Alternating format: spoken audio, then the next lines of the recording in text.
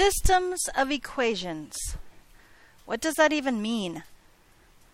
Well, let's talk vocabulary for a second. What is a system?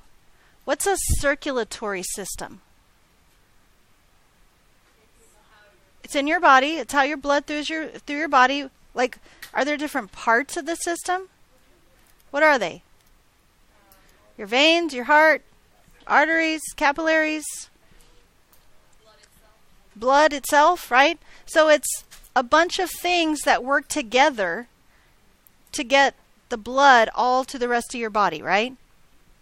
So a system really implies like things working together, right?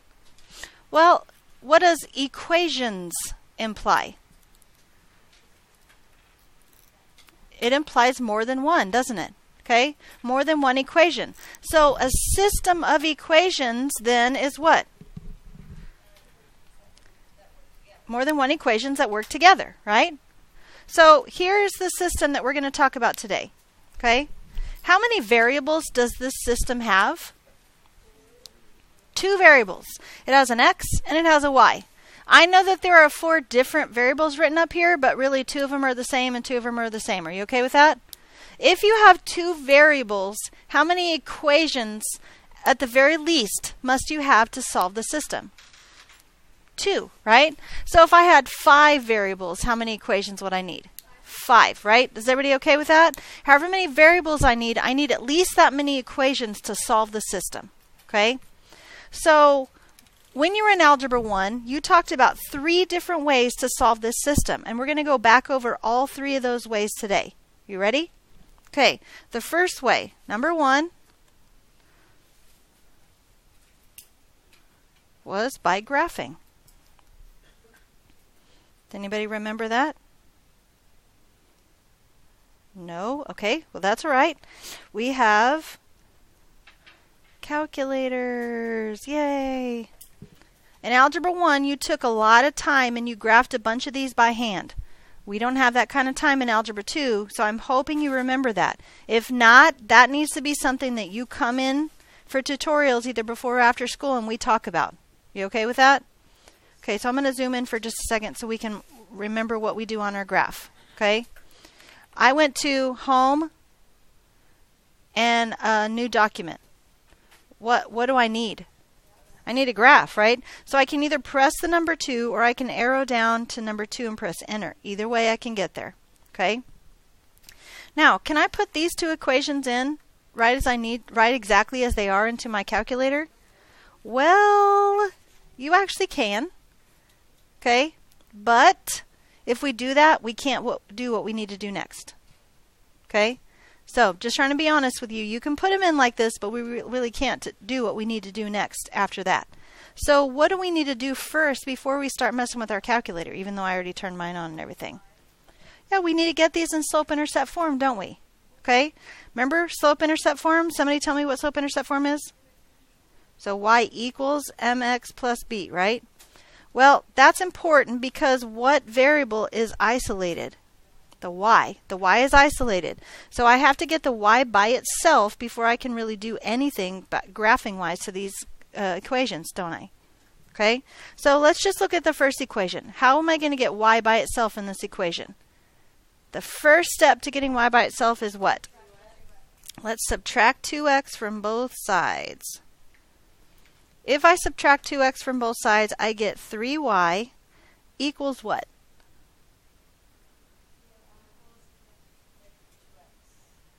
Why would you put it in that order? Why would you say negative 2x plus 5 instead of 5 minus 2x? Now, is it possible for us to graph in slope-intercept form if the b is first? Yeah, you know and I know that that's true, right? But if we're really going for the exact form, then it's this form, isn't it? Okay? If you write 5 minus 2x on your paper, I'm definitely not going to count that wrong because it's the same thing. Okay? But chances are, if it's in this form, we're going to remember easier which one's the slope and which one's the intercept because it's called slope-intercept form and it's kind of in that order. You see what I'm saying? Okay. What do I do next? Divide everything by 3, right?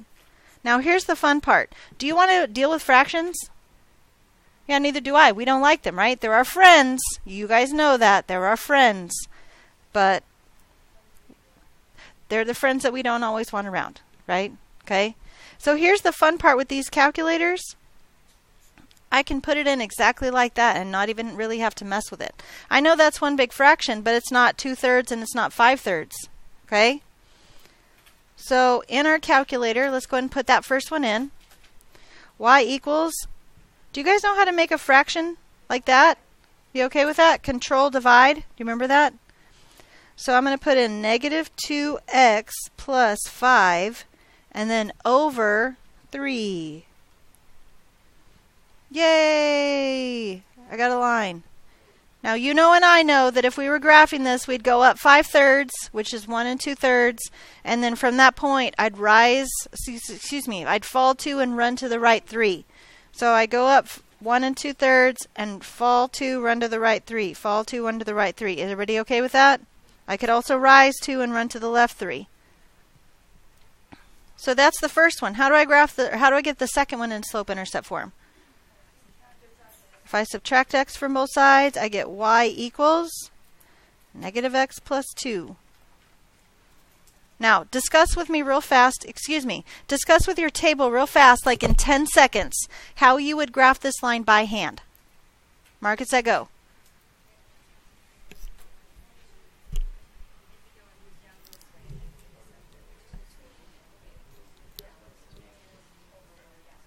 So you would go where first? Up 2 first, and then from that point, where would you go?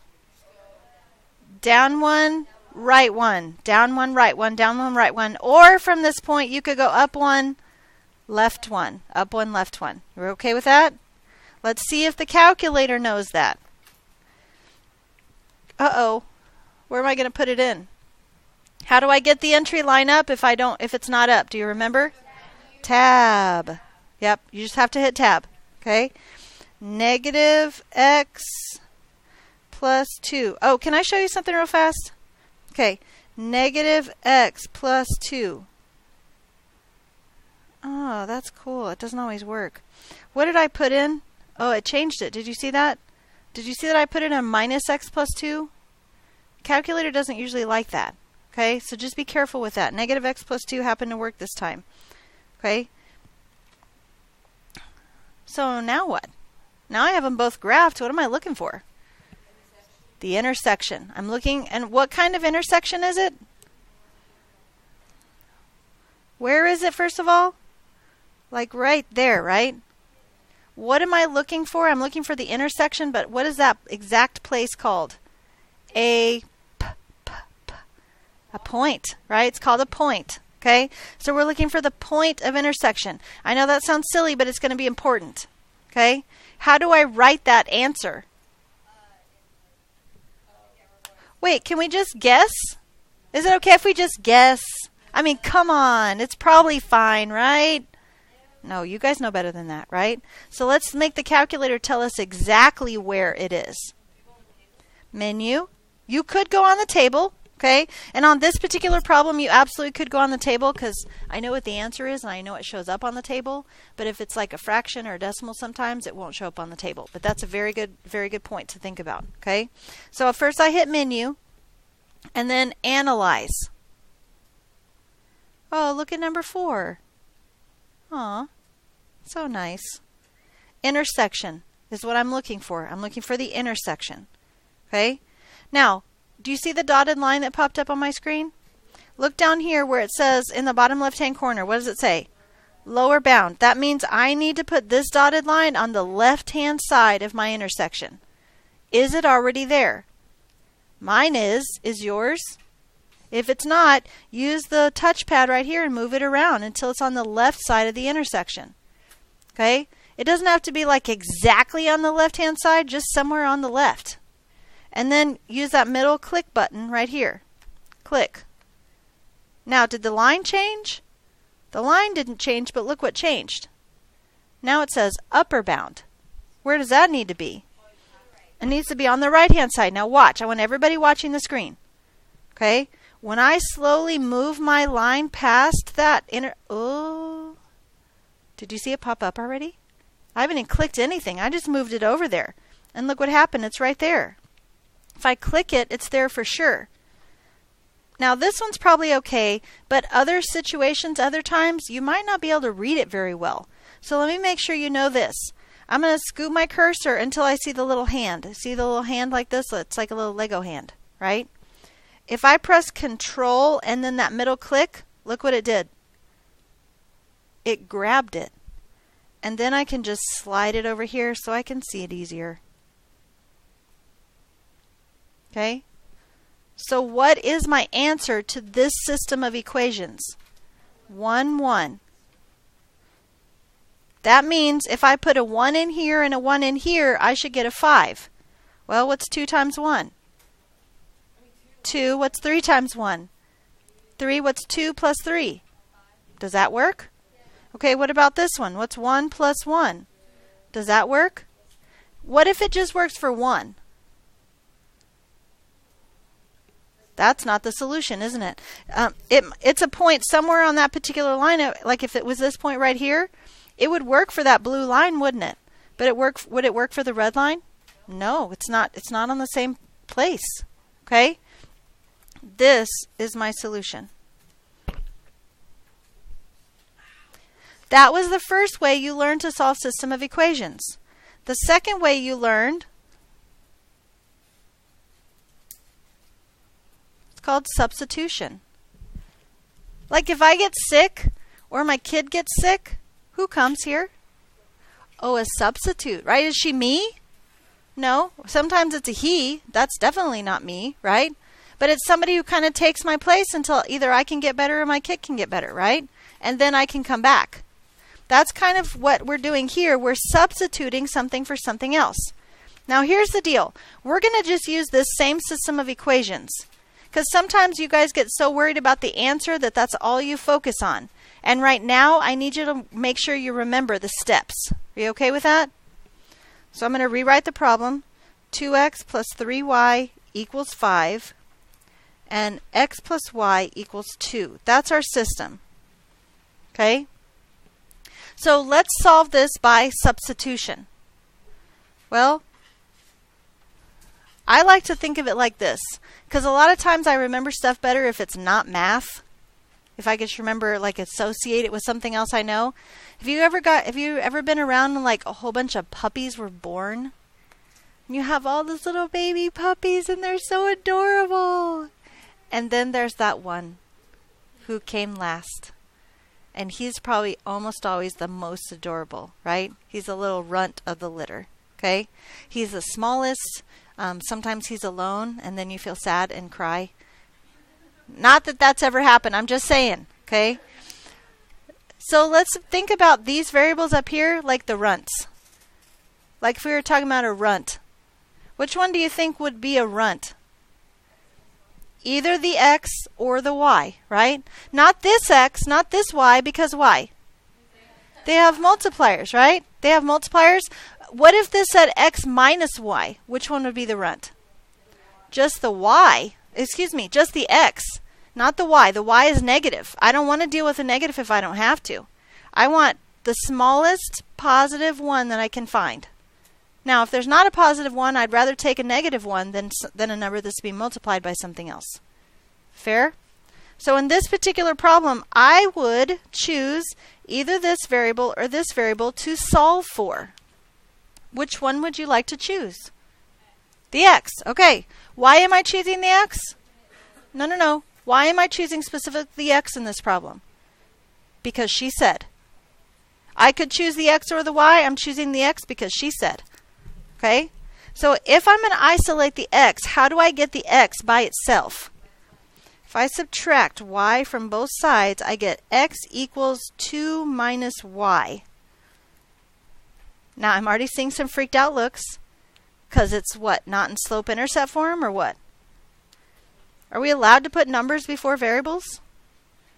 Yeah, there's no form here, is it? I'm just trying to isolate this variable. Me personally, I'd rather work with 2 minus y than negative y plus 2. Not that any of them are different. It's just that this one to me just looks easier. Does that make sense? So at this point, we're not looking for any specific form, and nothing has to be before the other or anything like that. Okay? Now that I have a variable isolated, what do I do with it?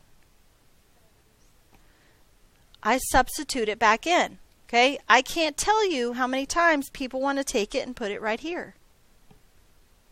Guys, if that's the equation I use to solve for it, where do I substitute it in? Into the other equation, right? I know it looks harder. You'll be fine. Yes, you will. Okay? I know it's a little harder, but that's okay. Whatever I know for x, I'm going to substitute into the other equation for x. Because I know what it means now. X means 2 minus y. So I'm going to start rewriting that first equation, and as soon as I get the x, I'm not going to write an x. What am I going to write instead?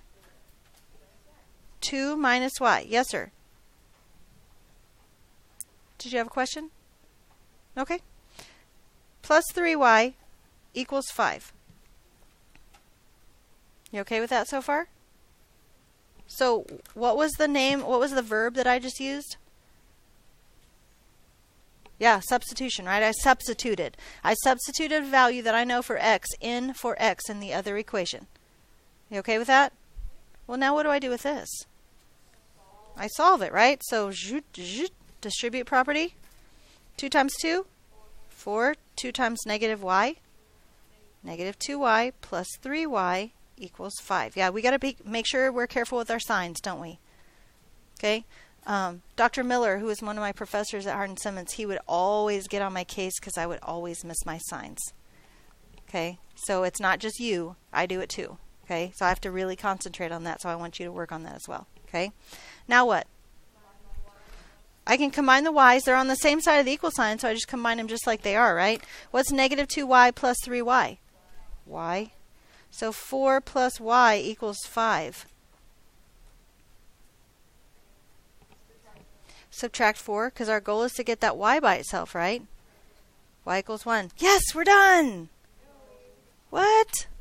I got y equals, though. Oh, I don't, do I? I don't have x equals. And I need both of them, don't I? Where should I take this? So I could go to the beginning, right? I could go to the beginning, except what's already solved for right here? X. And isn't that what I need? Yeah. So let's take this and put it right there. X equals 2 minus 1. Oh, 1. Okay, that took entirely too long. You were scaring me. So now I'm done? No, not yet. But I found both variables. Okay, we can check them. Let's see. 2 times 1 is 2 plus 3 times 1. 3. So 2 plus 3 is? Okay, that's good. 1 plus 1. 2. Okay, so I got both of them. How do I write my answer? Where is my answer? The point of intersection.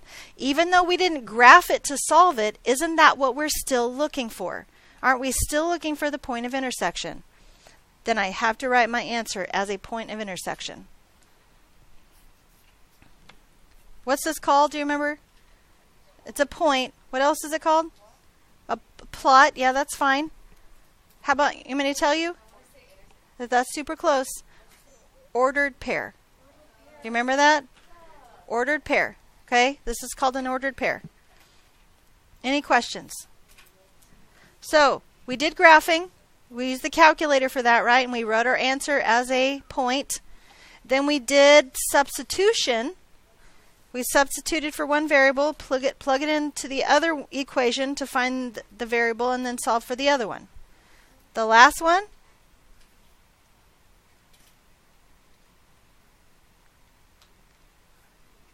elimination.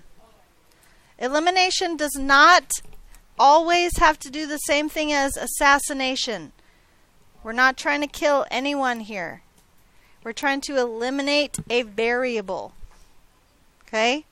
Trying to eliminate a variable. So, 2x plus 3y equals 5, and x plus y equals 2. Once again, we already know the answer to this, don't we? We just got to figure out how to get there using the elimination rules. Elimination steps. You ready? If I'm going to eliminate a variable, what my goal is to be able to add these two equations together or combine these two equations together and make one of the variables go away, like go to 0. Okay? Not like go away to the movies or anything like that, because I'd just rather go to the movies also. But we're trying to eliminate a variable to go to 0. Okay? In order for me to add two things together and they equal 0, what has to be true? If I add two things together and they equal 0, what has to be true? So the numbers are the same and the signs are opposite? Is that an okay way to say it? It's probably not exactly mathematically correct, but if you understand it, we're going to go with it. Okay? So give me two examples. -3 and +3. That's a good example. Give me one more example. Someone else. You're fine. -5 and +5. Are you okay with that? Okay, so I'm going to use one of my variables. First thing I want you to notice is this.